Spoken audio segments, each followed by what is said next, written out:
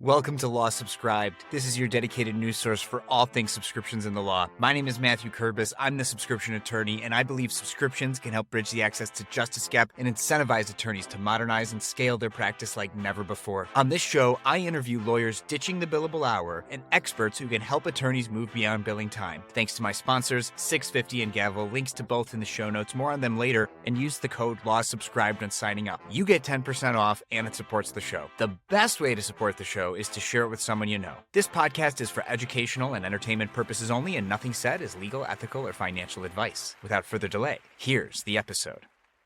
I'm thrilled to have with me here today Eve Lumsden. Welcome to Law Subscribed. Thank you, Matthew. I'm so happy to be here. So we got connected because I reached out on LinkedIn saying I'm almost done filling slots for the 2024 season for the weekly Law Subscribed interview-based show.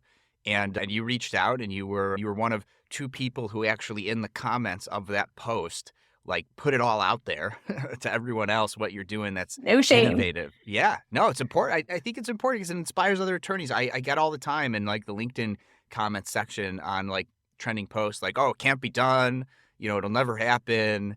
And so to see that there's like, it's not just me, but there's other lawyers who are doing it, I think is inspirational. So thank you for doing that. And so I'm just learning about you. And like really today, like this is our first chance we've had to talk. So other than what you've posted, I don't know too much about you or your practice other than what's available online. So go ahead. It's time for you to tell my audience more about yourself. All right. Thank you.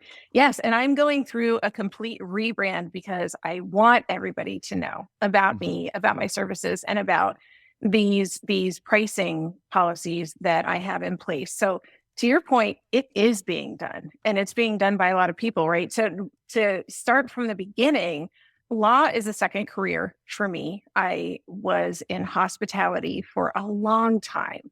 And I worked for some of the biggest hospitality chains, and they remind me a lot of big law firms that use the billable hour, right? So what happens is you get in, because I worked in hospitality group sales. I have this bubbly personality. I was good at it. So you get in on the ground floor, you start at the bottom, you have a low pay grade, you work really hard. And the harder you work, the more you move up the food chain, right? So I was working very hard. And there's almost a performance punishment part where you start to move up the food chain because you're doing so well, but the harder you work and the better you do, the more is it's expected of you. So, and much like big firms, hospitality, when I was in it, was still primarily a male-driven industry. So there's a detriment to females, people of color.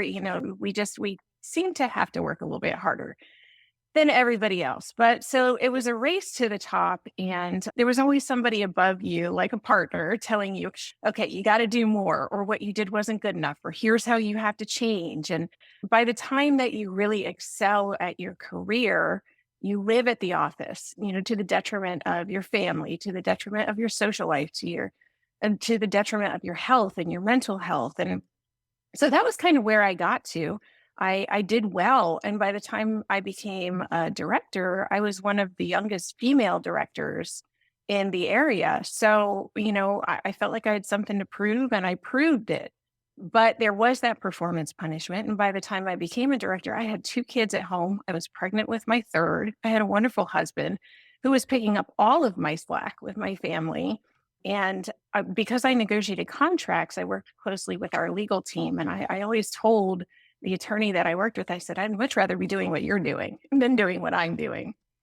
And so when I knew that I was going to go out on maternity leave with my third daughter, I was talking to the attorney on the phone one day, and we were doing the work but social conversation. And she said, well, I think you'd make a great attorney. And I said, I'm a little old to go back to law school. And she said, no, you're not. So she volunteered to write my law school entrance letter. And I went out on maternity leave, and I got accepted into law school. And with a baby and 2 young kids at home, I ended up going to law school.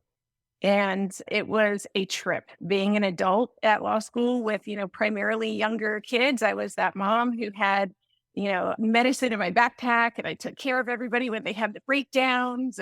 But it was a lot of fun. And I think I did it the right way because I actually got to appreciate law school. So I knew from my experience in hospitality that I never wanted to work in big law.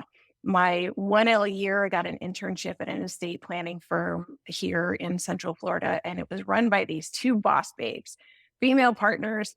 They were killing it. And what I noticed right away in my interview was one of them had a playpen in her office for her toddler, and the other one left at the same time every day to go pick up her middle schooler and bring her back to the firm so she could hang out with mom and do her homework. People don't usually go to law school to become a lawyer for work-life balance, but that's exactly what I did. So from my very first impression of a law firm, I thought you can do this. You can blaze your own path. You can have a family and still have a successful firm. So I ended up interning with them, and it was a fantastic experience getting to learn about how to run a law firm. First and foremost, how to be an attorney when it was only my 1L year, how to be a successful attorney and a mom. And then I also learned all of these things about estate planning when I hadn't even taken estates and trusts in law school yet. Mhm. So I had such a great experience there, but having been a leader of people before, there were definitely some things that I saw that I thought I would do differently. So the longer I was there, the more I bonded with them. And then they ended up offering me a job to continue on after the internship. And then when I graduated, but after a while, the differences were very evident to me. And I think my endpoint came when I went to them and I said, "Hey guys, I have a full course load in school. And I do have a family that I don't want my family to suffer. I don't want my course load to suffer. So you got to stop putting so much work on me." And they said, "Well, we'll just give you a laptop and you can take the work home and do it in the middle of the night." And I went, "Thank you. Respectfully, I think it's time that we part ways." But I took so much great learning from that experience. And first and foremost, I learned that I was correct. I never wanted to be in big law. There was a better way to do things. Mhm. Also, that firm did exclusively flat fee pricing. And they had an entire suite of trust administration services, things that people typically charge, but attorneys charge by the hour for. And they were doing it all on a flat fee basis. And I was watching it be very successful. So that was my first introduction into pricing for these services was flat fee basis. So that's what I thought everybody was doing at the time. Just Then like when other lawyers go out, they think, "Oh, billable hours, that's what everyone must be doing," and it is actually accurate. exactly, But yeah, yeah. whatever. It's I can't remember who said it, but it's like the first time you form an opinion about something that you didn't previously have an opinion on, it suddenly becomes strongly held. And I think that has to do something with growing up in the tribe and learning to, if you hear the tigers growling, run away, right? Like so it's Yes. like evolutionary, like we want to learn things without if we don't have an opinion about it before. But for you, your functional fixedness was a good thing. It was. It Mhm. was. And it shaped my career because when I went looking for that next job, I knew I wanted a small firm. And I ended up going into a firm that handled primarily bankruptcy because I was very interested in that as a practice area as well. And they Also, this historically flat fee. Yes. Mm. So I went into this small firm. It was a solo, but he had one or two associate attorneys, depending on the time. And he had a couple of paralegals and one legal secretary, right? And I loved the environment because you could really mesh with your office and all become this unified unit. And so, but again, walking into a flat fee pricing structure that really was successful for him. At the time, bankruptcy filings were starting to decline. So he came to me one day and said, "Listen, we need to add a practice area in here, and you're good at estates and trusts. So let's add that in." Right. So we worked on some flat fee pricing for estates, and we got that off the ground. And that ended up being pretty successful for his firm. But because bankruptcies just kept declining and declining and declining, it after a while, it didn't make sense for me to stay on there financially. It just, I felt like I was more of a drain on this firm because they had to pay me. And so we parted ways, but it was very agreeable. It just financially, the economy just wasn't right. But I had an offer from another firm, which was based out of Colorado and needed a Florida attorney to handle their estate planning and probates. And again, all flat fee pricing. I went when I was doing my research on this firm, I looked on their website and all of their pricing was published. And this was different from my previous firms. Their philosophy was, what was it? It was democratizing the law. It was access to legal services at a reasonable rate for everybody, right? And that was their core philosophy. And I really jived with it. I thought, yes, you don't have to be an attorney charging $500, $700 an hour to provide great legal services. And especially here in Florida, it does tend to be hard. We have so many legal aid bodies that try to help individuals who need help with legal services because we just have so much competition and our pricing has just skyrocketed. So I loved this opportunity. I got to build my office out here. I'm located in Windermere, which is in the suburbs of Orlando. So I'm central Florida. But with estate planning and probate and how COVID really turned on and turned up the technology, I've practiced all over the state. I've done probates in, many, many counties, all the way from the Panhandle down to the Keys and everywhere in between. So being able to start building this practice here, I had some assistance from the back office back in Colorado, but this was really my own. And Are you still doing any work with that firm? I have one probate from that firm that I'm closing right now. Mhm. So they were great, when I came to them and said, "Hey, I love working with you, but I really want to be on my own," right?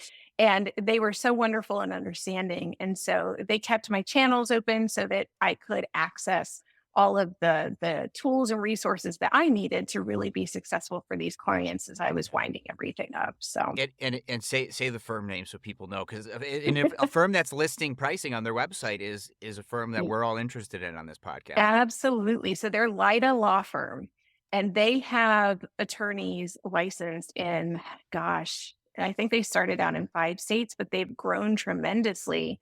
And so I know it's more than five. I can't tell you how many because I know that they just brought on another batch of attorneys in different states as well. Well, I'll But, tell you what, I've been trying to get Mark Lyda on the podcast because of that. So it's great to hear that that was the firm that you worked at, and I saw that on your LinkedIn, and I thought, okay, this is going to be good. Maybe after the call, you'll have to help me try to convince Mark to come on the show to talk about what they're doing differently, how they're practicing law differently. So let me ask you then, did you ever bill by the hour ever? so it's a funny story. When I was with Mark and Lida, there were a handful of matters and that were brought to me that Mark and I discussed, and we thought it would be better to do them as a billable hour. When I tell you that I was so confused the first time that I had to do a case by the billable hour because it was counterintuitive to everything I had done in my legal career up to that point. And just that the challenges of it were glaring to me right away. You always hear stories about how attorneys don't bill accurately. They never bill for the amount of time that they actually worked on a matter. And I definitely find that to be true. But trying to track every email that I sent, every time I logged into a system, every, zero point 0.6 minutes, an hour, if you missed something because you weren't used to doing it, then the redundancy of having to go back and try to find the time and accurately record the time that you worked and the time spent doing that was redundant, it was wasteful. And so I can easily see why attorneys do not charge for all the hours that they work because it is a waste of time to try to figure those hours out, right? And why with what, especially estate planning and probate, everything that we do marries with every other thing that we do, where we document every plan, every piece of the asset protection, it all speaks to each other. So why shouldn't we be able to figure out a reasonable flat fee pricing structure for these services? It's an hourly bill is not required. I know what a probate entails, right? Mhm. So there's a way for me to be able to do a great intake with a client, figure out what is required of me, and make a fair representation of this whole package pricing for that client. Right. So, yeah, so the billable hours threw me, and I did 2, maybe 3. And I went to Mark and said, "I don't wanna do billables anymore. This is you can clearly see I'm not great in the system at these. You don't want me doing billables. Let's go back to flats." So, Yeah, yeah. yeah. So then really when you were getting started, it was sort of a no-brainer that you were gonna have a firm that was not gonna be charging by the hour. I took everything I had learned from those 3 fantastic firms. I took everything that I would do the same and everything that I would do differently, and I just did it all when I started my firm. So I don't want to hide the ball too much longer, but you did post about this on the LinkedIn thing, and that is that you're a flat fee firm, but you have a subscription offering. And this tends to be the thing that seems to be working with estate planning attorneys, because now you're like the third or the fourth attorney who's done estate planning with some sort of subscription offering that I've had on the show. And it seems to be, and I'm curious to know how you do it. And that seems to be because there's like, there's an end thing. So it's like this estate plan is going to be done at some point. Now, as a estate planning attorney since the get-go, that there's always things that happen that you need to update your estate plan. So like what I've seen some monthly versions of subscription, like whenever something happens, you contact me, we update it. And I've seen now the annual check-in, like it's an annual subscription. We check in once a year to see how things are doing. And so I've seen monthly and annual subscriptions. So tell me about what subscription offering you have and how you price it and why you've designed it that way. Yep. So I started with an annual, but I think that my annual may qualify as a hybrid based on what you're describing because my annual includes a certain amount of updates per year. So that 1 year you're paying up front. But once you pay that up front, if you have maybe your kids have all flown the nest, right? And so things need to be changed. You got married a second time, your plan needs to change. Your beneficiary passed away, any number of items can happen that are going to change your plan, and we're going to change it however many times you need to within that year. So that is one of the services that we provide. So And that then there that sounds to me like an all-you-could-eat premium subscription add-on. Is that what that is essentially? so it's actually not an add-on, it's part of the subscription Okay. because what's happening is I'm creating your plan, but plans are fluid. Everybody's circumstances change all the time. Mine change all the time. So my plan changes with me. So I don't want the clients that I've created plans for, I don't want their plan to be static because then it is not an accurate representation of their needs. It's not protecting them adequately. So what I want to do is offer within my package pricing and within my subscription plan items that are really going to be of value to them. And that means updating the trust or amending the trust or giving you a new will or, I'm not going to do anything that is going to devalue my services. Of course, the pricing has to be commensurate with the services offered because I want people to take me up on the offerings. I do have some things in there that are pretty standard. You can have first access to my seminars and things of that nature. To me, those are the filler. The real meat and potato of the plan is how do I make sure that you are taken care of when your life circumstances change? And so those also include, a certain amount of hours that you can call in and have those talks with me and I can give you guidance on your plan, right? And tell you whether or not we really need to change it at that time. I'm not going to charge you for phone calls. And I realistically, do I really charge my existing clients for when they call and talk to me anyway? I am a hospitality driven, relationship driven attorney. So I'm not out here to try to tell you that if you call me, you have to pay $300 an hour to talk to me. That's not what I'm going to do. Although if you cap it at so many hours, even though you're not billing time, you still have to track time. So what I do, and tell me what you think about this, and what I always encourage lawyers do, whether they're billing time or not, this just is just like it's a make sense type thing, and it's exactly what you're doing. It's just reframing it a little bit, and that is you can schedule up to an X amount of minutes of a call time with me, and I don't cap it. That's part of my subscription benefit, right? And you could also have different, you could have here are 6 unique one-click Calendly links. You could use them whenever you want, but you only get these 6. So that's a way you could do it. So you're not actually tracking Mhm. the time. You're using 6 unique links that can only be used once, right? Here you go. This is what you get as Yeah. part of your subscription package. And you could cap each call at an hour or 30 minutes or 45 minutes. And you're the lawyer, and you could always give them more time. Like here's another 15-minute one because we weren't able to finish that other call, and I don't want you using that next hour one, right? So like you could be Right. lets you be magnanimous.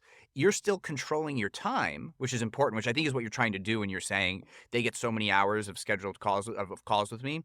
But then this way you don't need to track it. And if they don't use the full hour, they used that link and you were able to Yes. resolve it in less time. Now you got that time back to go market, do more work, whatever, right? So like that's how I would reframe that. Are you open to that kind of a thing? What do you think? I'm absolutely open to that because right now I am tracking and, Boo-hoo. Yeah. right? Don't track. No tracking. Yeah, and I do that not just for me, but out of fairness to them, because to your point, if we're able to resolve something in 35 minutes that they thought was going to take an hour, well, that's 25 minutes that I promised them that they haven't used yet. And I want to make sure that they know that I'm available to them for those 25 minutes. It could be a totally different issue. But I like that because I'm always looking for ways to refine those processes, Mhm. right? And spend a little less time in the system and a little more time doing the things that are really important.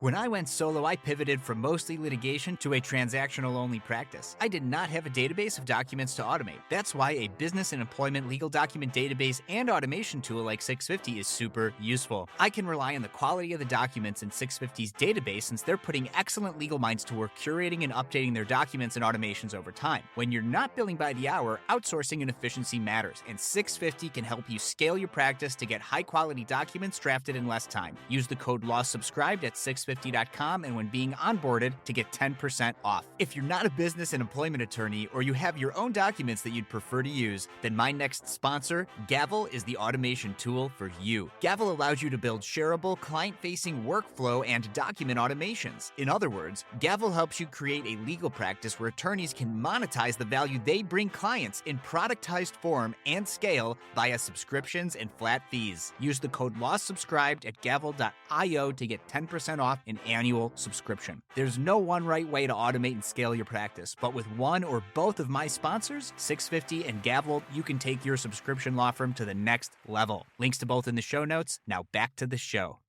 So let that be known, everybody who's too afraid to come on the show because they're still new in their subscription model and they're not sure about things. You come on the podcast, you give some content for my audience, and you might get something valuable back in return. There you go.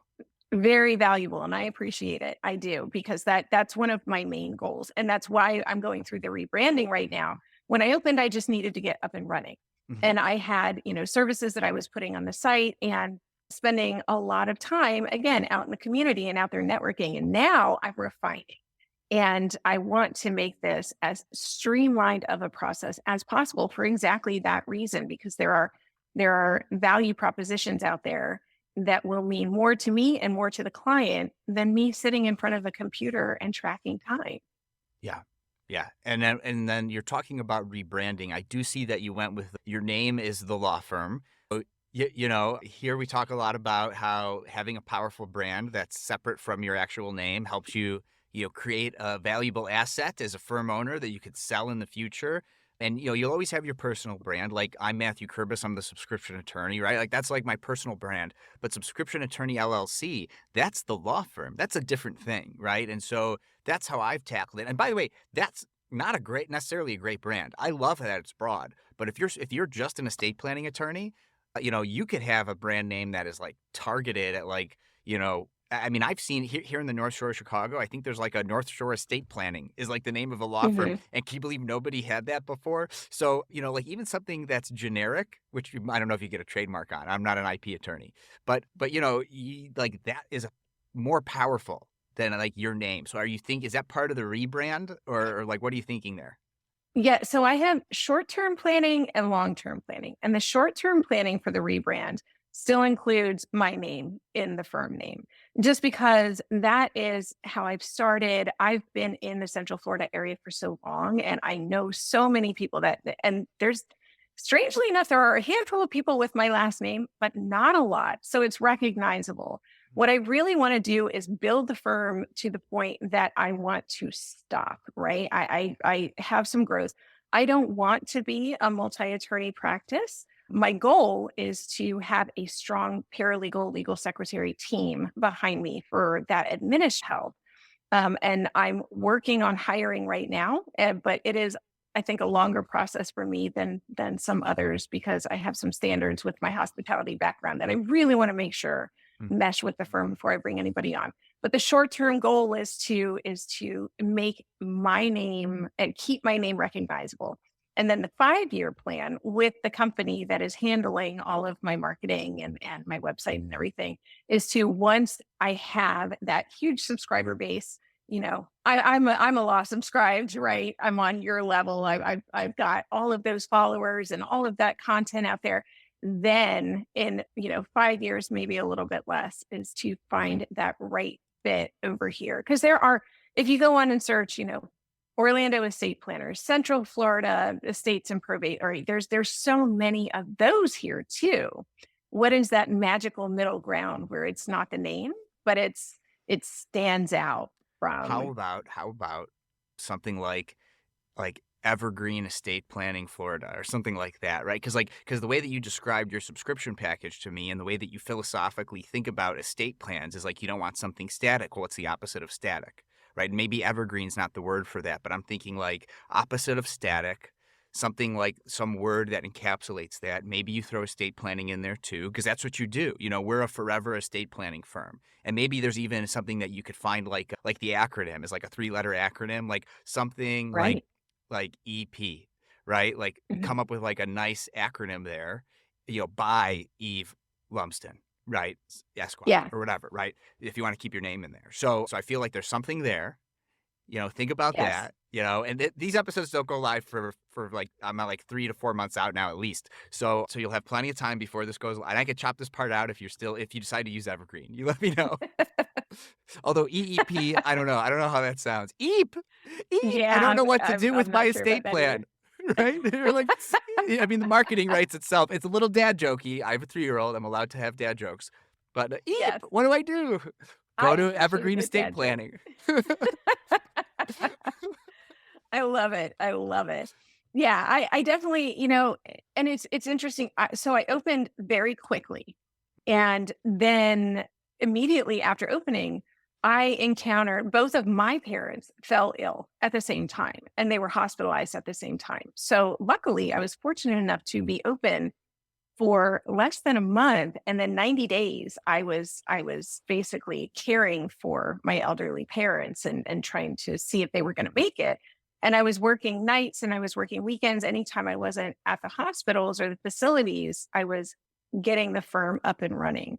And then that was, after all of that settled, that was when I came back and I was able to really focus and get the nuts and the bolts of the firm working. And that was when I said, okay, now we got to start working on the branding, the name recognition, the getting out there into the community. Again, very fortunate because I've been here for so long. Has not been a downtime with my firm, and I'm very happy about that. But I need the community to see my package pricing, my flat fee pricing, my offerings, right? I need to just get it out there is the focus now because it is being done. I don't want to charge hourly. There are a ton of Orlando attorneys who charge hourly for estate planning and probate. I want to differentiate myself, and these subscription prices, these package prices, these flat fee prices, I want to make it known that this is normalized and this is what clients should be looking for when they're looking for an attorney. Right, right. And then depending on what market you want to target, you could just offer flat fees for just the simple estate or whatever estate plan that you want to offer, and whether they sign up for the maintenance package or not, or whatever you call it, that's up to them. Or what you could do, and so few lawyers do this, like the only ones that I know that like absolutely require subscriptions in this kind of a way are the Counsel for Creators guys, right? Because they're like, okay, like you want legal services from our firm, sign up to be a member for $100 a month or $99 a month or whatever it is, right? And there are pure subscription attorneys out there. I've had them on the podcast, but they don't think about the membership model that way like I do, which is like you have to subscribe even at $20 a month to even get any legal services. Now, what you could do is you could have a bifurcated approach, though it's been advised by some guests that this is difficult to manage two different business models in one. And that is, you could pay, whatever, $3,000 for this estate plan, Or if you become a member, a subscriber of the firm for whatever, $99 a month or whatever it is, you get, these other benefits that you could edit and update your plan whenever you want. And instead of $3,000, it's $2,750. You have a $250 savings, right? And you could try like an A/B test of like, here, do you want just the flat fee pricing with this potential to subscribe? Or do you want to subscribe right away and get a better deal on everything?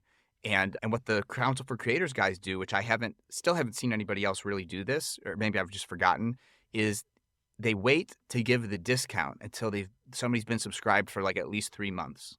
And I don't necessarily know how you Interesting. would do that for an estate planning attorney, but there might be some way to be like, if you have other flat fee offerings, it's like Mhm. you get an additional discount on those after you've been subscribed for a certain amount of time to ethically like incentivize, like the people, the clients to stay subscribed. You have to be providing value and all that.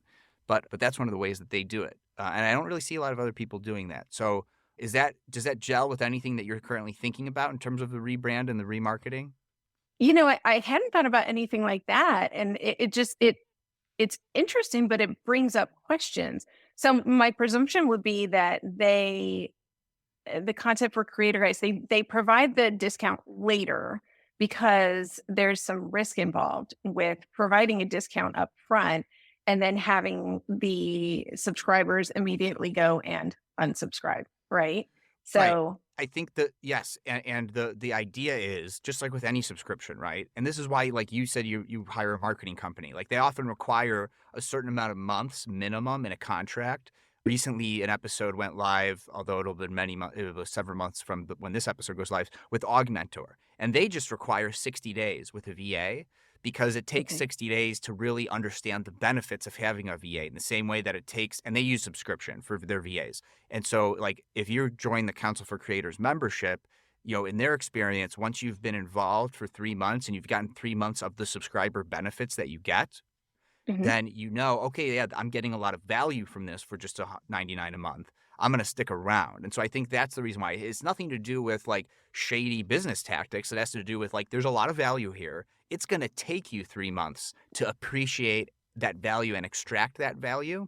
And so once we know you get it, now we're going to offer you this additional discount. And they could still get the other flat fee services that they offer, but that's their only subscription. Like the rest is flat fee. So they also are doing it Okay. very differently than I'm doing it. And some of these other subscription attorneys are doing it because they're Right. using pure subscription for everything, like I'm doing for my fractional in-house work or fractional general counsel work. So, like there's no one right way to do it. And so that's what I love having somebody who's still early in the journey on the podcast because we could workshop this. We could talk about it. Right. Yeah, that's very interesting because I have not come across anybody who's doing it that way yet. So, lot to think about for sure. Yeah. Not to give you more work to do, Eve, you know. It'll be worth it. I like to It'll be work. worth it. Yeah, yeah, I think Yeah. it'll be worth it. So something I want to touch on because time has flown is that you talked about having a sales background and yet you're still using Mhm. like a marketing company, right? And a lot of lawyers, they think, oh well, they just lump sales together as business development, marketing, closing, client intake. But like it's all of these separate things, right? So even somebody with a sales background like yourself, maybe that makes you really good at the close, but you're still outsourcing the marketing, right? So why even make that decision to do something like that? Experience. Um, I what I saw from my previous firms is there was a lot of investment in software. So, like CRM software.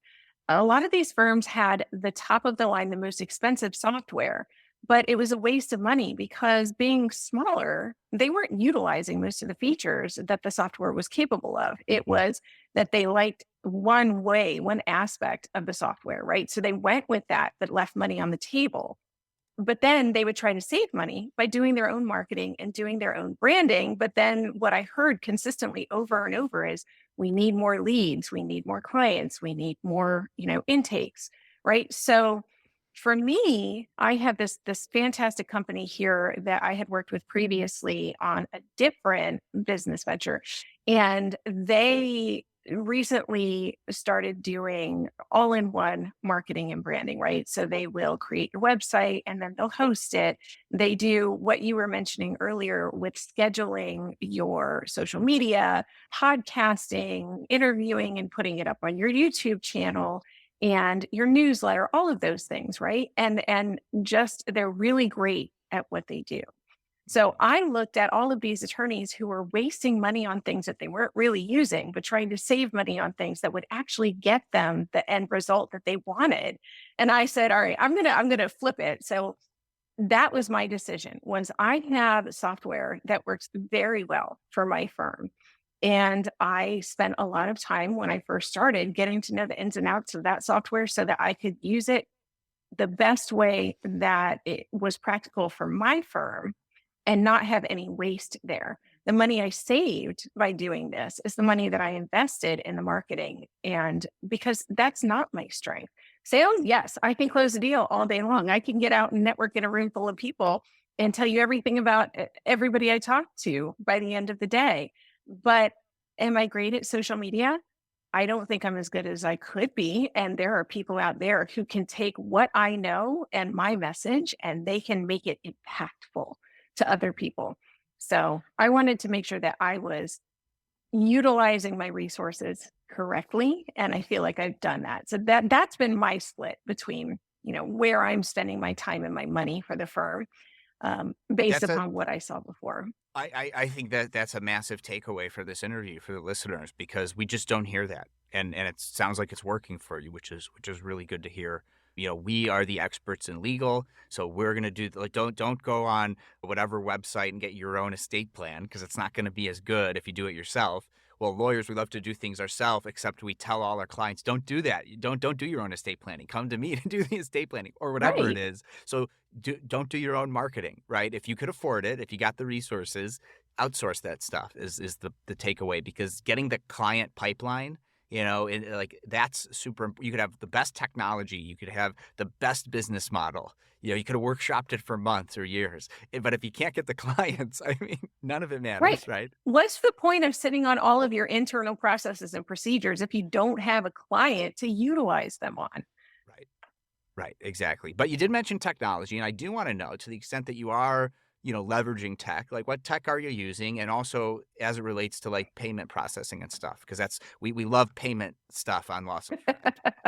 Yep. So I'm very basic. So I use my case Hmm. and I use LawPay. Yep. And those two things, they work tremendously well for a solo attorney, right? And again, you have to dig in when you get them. You have to not be afraid to blow up your account representative. You have to watch all the videos and tutorials. You have to test it a million times. But once you do that and you understand how to make it work for you, it works. It's great. So those things bring value to me to enable me to focus my energy and my goals, marketing in other areas. Yeah. Um, Another thing I want to talk about with you is this like access to justice angle, right? Or latent legal market. Like I prefer latent legal market. The lawyers coalesce around this access to justice thing. But something I spoke about with, and it should be live at the time that this goes live, is something I talked about with Natalie Knowlton of Access to Justice Ventures. Is she considers what I'm about to say an upstream access to justice problem, and that is like the latent legal market of people who don't actually have legal problems yet. So like they don't need access to justice. And that's kind of where estate planning is, right? Because it's like you don't like it's the most obvious example of problem avoidance. Like let's get your estate plan together so you don't have problems in the future. So I feel like it fits really well there. Now a lot of estate planning lawyers still target high net worth individuals, and they have a lot more needs. But me personally, I have a $400 offering to my subscribers for a super simple estate plan. And it doesn't take very long. It's mostly automated. These are people who would never, like, I'm not competing with other estate planning lawyers because these clients would never hire them, Like, so are you targeting any latent legal market clients? Or are you focusing on, like, the high net worth individuals? I'm not focusing on the high net worth individuals for exactly, what you just described is listen, I am a suburban mom with a loop of individuals on my street who are all in the same boat, right? We all have kids. some of them younger, some of them a little bit older. We're not the rich folks that live, the 3 blocks over. Those people have a team of attorneys that work on their estate plan for them. But my next door neighbors have assets, and if they're not protected, they don't realize what's going to happen to those assets if something happens to them, and primarily what's going to happen to their kids. The people who really have the need are the ones that I want to be talking to. I want to talk to the clients who, again, they've heard of estate planning, maybe don't really understand what it is and don't understand what the need for it is. But they do know that if there was a simultaneous car crash, they've got young children, and they might not want to think about what would happen, but they need to. Those are my target clients. Those are the people who really have a need for what I do. So I don't necessarily do the most basic estate plans, but I don't want to target the ultra rich. I'm happy doing estate planning for those individuals who have a need but don't know that they have a need. And that's where me being out in the community, that's where my sales background, that's where the networking comes in. Because you can drop those conversations just about anywhere. And even if those clients don't book with me, I still want them to get protection somewhere. And I want them to start thinking about that, right? Plant that seed so that if they say, okay, it's not in the budget right now, but we should budget for this 6 months from now, they start putting those plans in place. Right. Right. Moving on to another question, because we're wrapping up the interview here at this point, although I feel like we're gonna have to have you back in like 6 months for like a check-in. So we already sort of touched on this, but I think it's important to talk about, and that is, longtime listeners know most of the attorneys who are innovating in the business model space for law firms are women attorneys of color. Big law doesn't work for them. You already kind of talked about that, but your first exposure was not to any of that when you actually started working at law firms, and that was two women who owned and started a law firm, right? So prime example of they're not doing it the way that white male lawyers have been doing it forever, or for 50 plus years. So my question for you is, Eve, is why do you think that is? Why do I think that women and people of color are the innovators? Yes. For me, that's a no-brainer, right? You think about my journey as a mom. I have had to, in order to be successful in any career, I've had to be a problem solver. I've had to look at, working in that white male dominated industry of hospitality. I had to figure out, okay, if I'm here and I want to get here, or if I have this level of success, but I really want to achieve that level of success, how do I do this while still being a good mom and a good wife and still being able to accomplish, see my friends and just have a work-life balance? It's like a Jenga game, and you're constantly taking one piece of the puzzle and figuring it out and then putting it away so that you could take a second piece of the puzzle. There are just more challenges, more is expected of us. But the more that is expected of us and the more that we have to figure out, the more powerful we become. Mm-hmm. And whether you're a woman, whether you're a person of color, or whether you're both, you face those challenges, you face those puzzles constantly on a daily basis, whether you even know that you're facing them or not, right? So you succeed, and the more you succeed, the smarter, the more powerful, the more capable you become, and then you just want to keep doing more. Well, that's great. I don't think we're gonna top that for the rest of this interview. So we'll wrap up even a touch early with my question I'd like to ask all my guests, what keeps my listeners around to the end of the show, and that is, Eve, is a hot dog a sandwich, and why? No, a hot dog is a hot dog. Because I don't think a sandwich has to be two slices of bread with some filler in between. And I think that a sandwich can be a number of different items, but a hot dog has always been a hot dog. It is one piece of a bun, right? They're typically connected, but what's in between the folds of that bun is, you can't compare it to anything else. A hot dog is a hot dog is a hot dog, but a sandwich can be anything. All right, good. So if anybody wanted to follow up with you or get in touch, what's the best way for them to do that? on my brand new website, www.lumsdenlawfirm.com. All right. And all right, Eve, thanks so much for coming on Law Subscribed. Thank you for having me. And that's our show. Thanks again to 650 and Gavel for being sponsors. The best way for others to discover this show is for you to share it with somebody you think would find value from it. Follow me on LinkedIn, since that's where I'm most active on social media, and click the bell towards the top right of my profile to get notified about all of my posts about this podcast and everything else I think is valuable for you to see. To get in touch, message me on LinkedIn or email Kurbis@lawsubscribed.com. All links are in the show notes. Until next time, this is Matthew Kurbis with Law Subscribed.